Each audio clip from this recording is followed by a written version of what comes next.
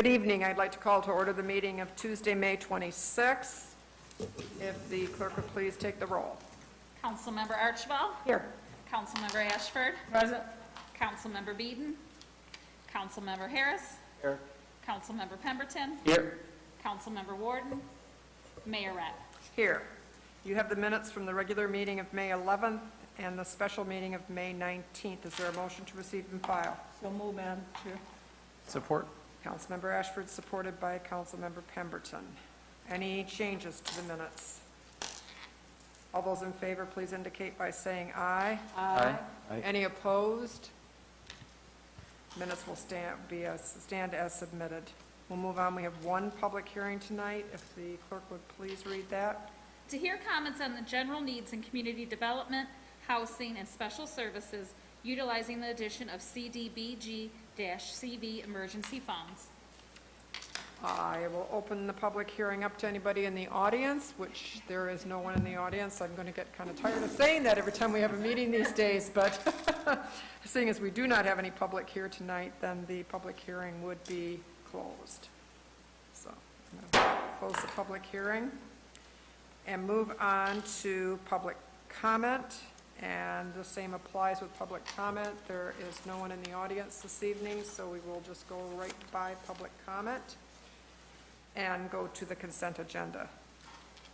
Is there a motion? So moved. Mayor Pro Tem Archibald, is there a second? Support. Councilmember Ashford. We'll take the vote on the consent agenda. Councilmember Archibald. Yes. Councilmember Ashford. Yes. Councilmember Harris. Yes. Councilmember Pemberton. Yes. Mayor Rett. Yes. The items on the consent agenda, authorize an agreement be entered into with Jay's Marine Hardware at 207 Water Street to sell boat launch permits on behalf of the city. Confirm the mayor's reappointment of Michael Rosso, Bruce Seymour II, and Lynn Sikori to the Brownfield Redevelopment Authority, terms to expire April 14th, 2023. Approve the reappointment of Larry Krabach, Edward Peterson, and Lynn Sikori to the Historic District Commission with terms to expire March 10th, 2023. Approve the reappointment of Luis Baumann, Armstead Diggs, and Scott Fernandez to the Sister City Commission with terms to expire April the 12th, 2023. Those were the items that were on the consent agenda. So we will now do City Manager number 1, please. Accepting the quote from Tri-County International Trucks Incorporated in the estimated amount of $22,724.72 for engine repair of a 2013 Navstar dump truck, and in the event that the engine cannot be repaired, to authorize the purchase of a replacement engine in the estimated amount of $33,000. Is there a motion? So move. Support. Member Ashford, supported by Councilmember Pemberton. And I do believe the city manager is standing there, so. Yep, just to let you know, this truck's in great shape. It's 2013, only 20,000 miles, about 2,000 hours on it. Just a freak accident that the engine blew. We believe that we can get this thing back up and operational just with the new engine. Now, these trucks are anywhere between $100,000 and $150,000. So we believe that the cost benefit is to keep this truck and to fix the engine. Okay. And you have a memo attached. Okay. Is there any, please, go Mayor, ahead. okay. And when, James, where it says, where am I at? The replacement, the estimated cost for the replacement engine for this vehicle is $33,000. And so, is that the max? Yeah, that's the worst case scenario. Okay. Yep. It does come with a warranty as well. Either the repair or the replacement comes with a limited warranty as well. Any other questions? Yeah, Mayor Rep. Yes, Councilmember Harris. When do they determine, let's start up with the repair job. When do we determine during that repair job that it's not going to work? After it's completely taken down and examined and the diagnostics are done. So they got to completely take it down, get in there. That's when they'll be able to determine if it can be repaired or not. It won't affect the $30,000 removal. Correct. Thank you. Any other questions or comments? We will take the vote. Councilmember Ashford. Yes. Councilmember Harris. Yes. Councilmember Pemberton. Yes. Councilmember Archibald. Yes. Mayor Rett. Yes. Item 2. Accepting the quote from Insight in the amount of $5,990 for the annual renewal of the Vertaz Backup Exec Essential Support. Is there a motion? So moved. Support. Mayor Pro Tem Archibald, supported by Councilmember Ashford. And could you give a little explanation? Madam Mayor, we back up all of our important documents, city files, emails, to this system. This allows us, if we ever get ransomware attacks that taken down other counties and municipalities, this is a protection against that. So having a duplicate of all of our information, multiple duplicates, allows us, should something catastrophic happen to our data center, or something catastrophic like we get a ransom or malware attack, we have our data protected and make sure that those city files are protected. So this is just a renewal. This is something we've already been doing, but it's slightly over the threshold, so it needs to come to council. Okay, excellent. Any questions for the manager? We will take the vote. Councilmember Harris, Yes. Councilmember Pemberton, Yes. Councilmember Archibald, Yes. Councilmember Ashford, Yes. Mayor Rep. Yes. We'll move on to resolutions. Number 1. Adopting the capital improvement program for the 2020 through 2021 through the 2025-2026 fiscal years. Is there a motion? So moved. Councilmember Pemberton. Support. Supported by Mayor Pro Tem Archibald. Is there any discussion on this? Madam Mayor, I just note on page 23 of your packet under 18 of the fire station, we did add the amendment that Councilman Warden asked. It's, quote, "The city will explore rehabilitating and reinvesting the existing 3 fire stations if cost effective. If not, the city will explore replacement." Then it goes into the traditional language, so that was included in the new draft. Okay. Is there any questions, comments from anyone on council? Yeah, just comments, just to clarify, this is clearly every year, I mean, when we do this, it's just a wish list. Yeah. And then, so with that, what is the driver, the main driver that we use to execute which one, to prioritize? So a couple things. One, this document is required in the Michigan Enabling Act of 2008. It requires a capital improvement plan and a 6-year projected budget. We do that because we don't like surprises. So if there's major capital costs that are coming up, whether or not it's this year or 3 years or 4 years away, we want to make sure that they're on your radar. So when we make financial decisions today, we can always say, well, we do know that sometime in the next 6 years we got to look at this, or sometime in the next 10 years we got to look at this. And so this is your radar system to see large financial implications coming to the city that need to be accounted for. So if we're talking about some costs today, we know we have these things to be looking at. It's like, I always tell people, it's like replacing your furnace when your foundation's crumbling. You want to make sure that you're spending good money on good projects, and so that's what this is. It's a dashboard, a radar system where you know big things are coming. So if in 3 years we bring a road project to you, you can say, well, that was already on our radar, we've been noting it. So that's what that's important. Yeah, so it culminates, so it's our playbook. No surprises. We Right. don't like surprises. Okay. Thank you. Any other comments? We will take the vote. Councilmember Pemberton, Yes. Councilmember Archibald, Yes. Councilmember Ashford, Yes. Councilmember Harris, Yes. Mayor Rep. Yes. Item 2. Adopting the annual city budget, including the Downtown Development Authority budget for the fiscal year beginning July 1st, 2020, and authorizing the levy of the tax millage rates. Is there a motion? So move. Support. Councilmember Ashford, supported by Councilmember Pemberton. Did you have anything you wanted to add to that? No, I just appreciate the productive budget work session. I thought it was great that we were able to speak about the unknowns like the COVID activity. We don't know what the budget implications are for this year, let alone the next fiscal year. And so having that on our radar, understanding that this is going to be a living document for the next 12 months, I think that was a great conversation to have, well needed. And as you stated at the budget work session, we probably will need to revisit this in the fall Yes. due to the fact that we really didn't know what was going to happen. So I look for that to happen. Mayor, and then I can appreciate the city manager's presentation when you did, even though we don't know what's going to happen, you did identify the areas like the state revenue sharing and et cetera that we can have in focus that would cause some changes as far as the COVID-19, to keep us. And then also the counterpoints that you made in terms of our furlough and things that we would have to, we got an escape there that we can apply there. So I definitely would be supporting the budget because there's nothing else. And and there's no shortfall from here till the end of the year, so that's a good thing. And then by law, it's still a balanced budget, and that's what our job is. We have to balance the budget. Pass it. Thank you. I think Councilmember Harris, looks like he's got a Mayor comment. Rep. Yeah, I'd just like to comment, every year it's a tough decision, and I looked at it, and I. Councilmember, if you want to, you probably should Okay. pick up your, yeah. And I went through a bunch of other budget items and some of the things that we brought up, and we're raising our budget 7.1% at the same time, while we lowered our fringe benefits and stuff like that in percentage-wise. And, when we're taking a step in that direction, with everything as unsettled as it is right now, I don't, it just bothers me that, that number one, we're all in the lower usage of the water rates and stuff, we are the highest, are going to be the highest. When you get over the average use, Sault Ste. Marie will take over.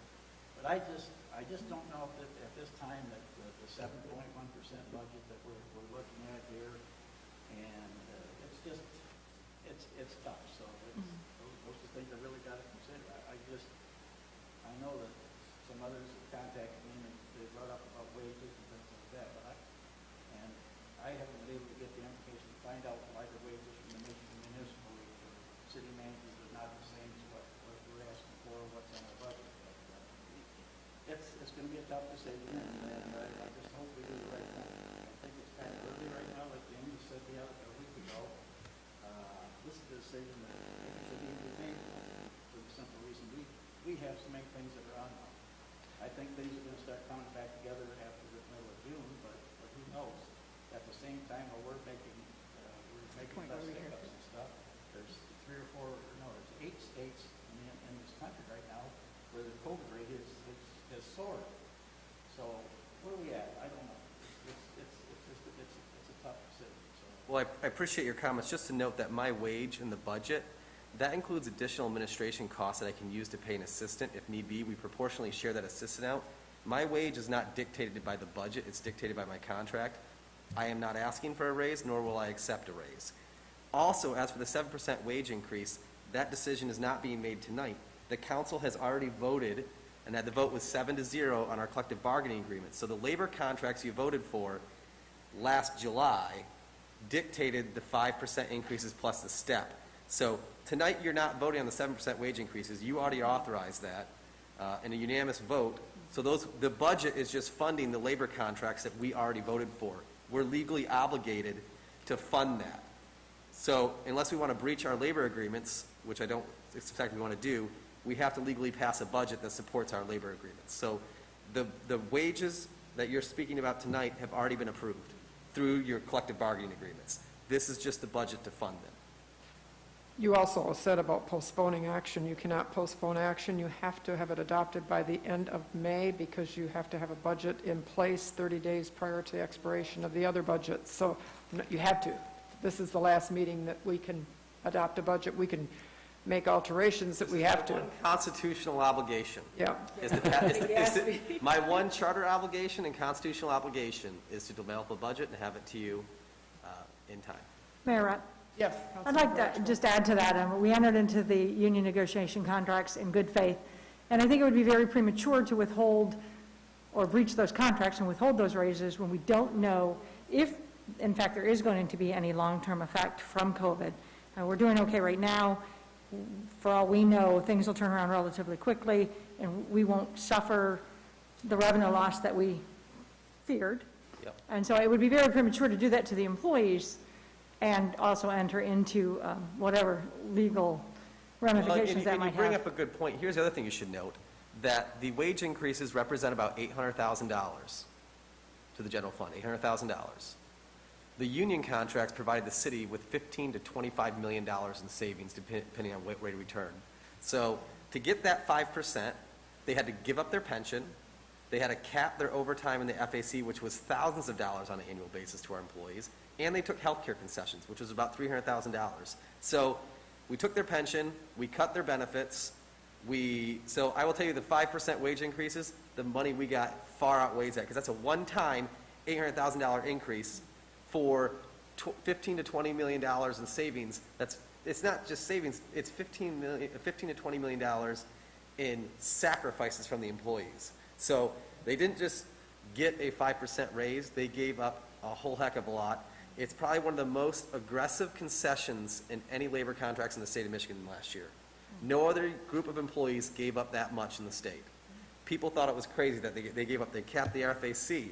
That's probably about 10-15% of some people's wages. They gave up the pension, closed the pension system. So this wasn't a fair deal. Our labor contracts were not a fair deal. They were heavily weighted to benefit the city of Port Huron and our residents. The unions did not get some sweetheart deal. They gave massive concessions. And because of that, we have a balanced budget today, because without their concessions, we would be in financial emergency. Thank you. Any other comments? We will take the vote. Councilmember Archibald? Yes. Councilmember Ashford? Yes. Councilmember Harris?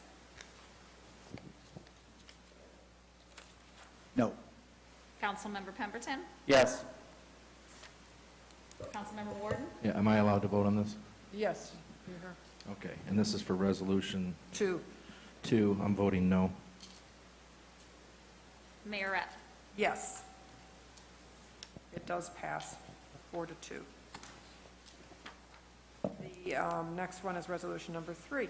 Authorizing payment to Midwest Public Safety LLC in the amount of $15,847.92 for the annual GTAC cloud storage fee for body, in-car, and video room police cameras. Is there a motion? So moved. Support. Mayor Pro Tem Archibald, supported by Councilmember Ashford. Madam Mayor and Council, we produce terabytes of data through videos, body cams, dashboard cameras. Under law, under our records retention law, we must take all those records and preserve them safely. We do not have on-site capability to continuously store and back up terabytes of data. So this provides us the way to be compliant with the law and a much more cost-effective way of using cloud storage. We will be applying through a MMRA grant to cover up to 50% of this, but this is going to be an annual occurrence going forward. This is a lot cheaper than us trying to do this in-house. We just simply don't have that capability. It is quite slick. Patrol car pulls into the garage and automatically their data starts uploading to the cloud via Wi-Fi system in a secure manner that can be reviewed by our command staff, and so it's working out quite well. So this is, again, not a new cost, something we'll do on an annual basis. Any questions? We will take the vote. Councilmember Ashford? Yes. Councilmember Harris? Yes. Councilmember Pemberton? Yes. Councilmember Warden? Yes. Councilmember Archibald? Yes. Mayorette? Yes. That concludes the agenda. I wonder, James, if you'd just like to give a kind of a brief update on where we stand, like you had employees that came back last week, Yes. and how the beaches went this weekend, a few other things. Yep, our safe return to work plan is working out very well. All the employees are wearing masks. We're getting our temperatures taken every single day. There's a questionnaire we have to fill out. We're using social distancing in our offices. As parts of the economy come rolling back, there's certain functions of government that we have to do. Construction inspections, building permits can't be held up because the city staff aren't there. Some of our critical CDBG programs that we're working on, those resources can make sure they get out to the community, as well as making sure that water bills get processed and payments get processed. So when we do come out of this, we don't have a backlog. We get thousands of pieces of mail a day. We also have elections. Election in August, correct? So we had elections in May and election in August. So even though we're in lockdown, essential services to the city still need to happen. So it's going quite well. The employees are doing it well. We've only had to turn back a few employees who had a minor fever, and they all turned out to be nothing. But you just never know. We're being very precautious. This past week in the beaches, I sent you all a little preliminary report. We had about 2,000 visitors at Lakeside Beach. Most of them were out-of-county folks. Surprisingly, very well behaved. Everyone was, typically we have some ruckus and some issues later on in the day, but everyone was well behaved. We have no major issues. We had about, I would say, a couple hundred, 500 to maybe 1,000 people at Lighthouse Beach. A lot less cars that were documented because the parking lot's so small there that we only have room for like 60-some cars. So most of them park in the street. So it's really, when you look at the Lighthouse data, or the Lakeside data, you have the parking data, which is kind of accurate because we have a big parking spot. But with Lighthouse, it's kind of skewed because the parking lot really doesn't represent all the people who use the beach because of all the on-street parking in the neighborhood. So there's a lot more people there than the numbers show, but things are going well. We only had bringing back essential staff, and then with the weather last week before Memorial Day, we had a lot of rain and some really crappy weather. So we've only had about 4 days of good mowing weather in the last couple weeks. Well, now we have all of our mowing crews going full blast, and so if city parks were a little bit high and some, public land was a little bit high, that's because we couldn't get crews out there.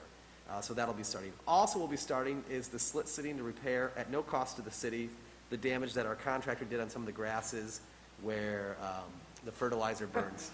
So that's already well underway, and that should be getting fixed in the next 10 days. Very good. Just another reminder, too, I sound like a broken record, but it is the census. And I did check the numbers before I came tonight, and we are at 66.1%, and we were at 69% when we finished in 2010. Southeast Michigan is 70.4. Michigan is 66.7, so we are at the average, basically, for Michigan. The whole United States is 60.1%. But I must say, our partners next door to us, Fort Gratiot Township, has done excellent. They're at 77.5. So I would encourage our city residents to please fill out the census. It's very important as far as funding and for us and from the federal government and for districts, for legislators. So it is very important that you do fill out your census. Is there anything else from council? Mayor Rapp? Yes, Yeah, Councilmember Harris. just let me make a comment. When I sit down here and consider the budget thing, there's my sole purpose is when I look back at the newspaper, the year that the city of Fort Huron signed for their city income tax. And based on that, and it said that when we authorized the city income tax, we would close our millage rate at 12 mils. But, over the years, the citizens of Fort Huron, Michigan have basically gone to bat for us. When we've gone to ask them for money, they've gone to bat for us.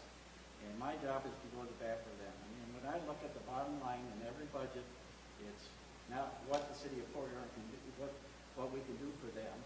It's how do we keep it affordable for them. And right now, we're paying a little more for water. The good thing, our property values are going up because we're doing something with it, and maybe some things that we're going to do are going to make it better. But the bottom line is how we perceive Fort Huron. I mean, I think we've had great ideas they've done here in some of the past. We're beyond this phase now, but I'd like to see the ideas that let's make Fort Huron great again. I remember when the month of May was clean up, fix up, and everybody in the city did something. And that's gone in the toilet. Why? I don't understand that. I mean, these are the type of things that will enthuse people. So it's not a me versus them or me. Yeah, no, I appreciate it. I just want to let you know that the cleanup days, we actually held 2 cleanup days last year. We'll hold another 2 this year. So those have not gone away. We're still doing the block work programs with the Chamber of Commerce and Habitat Humanity. We had hundreds of volunteers who went through and painted houses, fixed repairs. We targeted neighborhoods off Lapeer. So those are going strong, and actually more funding has been going to those cleanup projects than ever before in the last 2 years. We have one church over at 17th Street that basically adopted the neighborhood, and unfortunately this spring they can't go. They went out knocking on doors. It didn't matter what you had or what you didn't have. They were there to cut your grass, paint your house, or whatever. And it's just kind of a new awakening to get everybody involved. And then when this pandemic gets over, I mean, maybe it's time for a new program. So that I rest. Thank you. Thank you. Anybody else have any comments? And I will entertain a motion to adjourn. So moved. Thank you, Councilmember Ashford. Meeting adjourned.